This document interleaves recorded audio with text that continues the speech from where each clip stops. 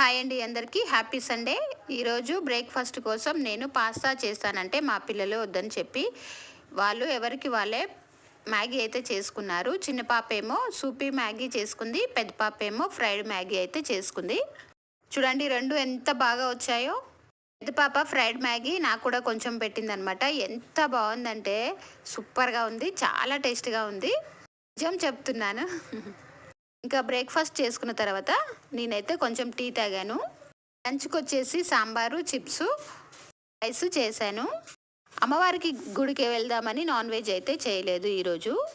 Lunch చేసిన తర్వాత జాతరలో కొన్ని జార్స్ అయితే తీసుకొచ్చాను కదా, అవన్నీ క్లీన్ చేసి గరం మసాలాలు 2-3 బాక్సులు అయితే ఉన్నాయి. మేము ఊరికే బిర్యానీ చేస్తాం కదా పిల్లల కోసం, అక్కడక్కడ పెట్టేస్తాను అనమాట.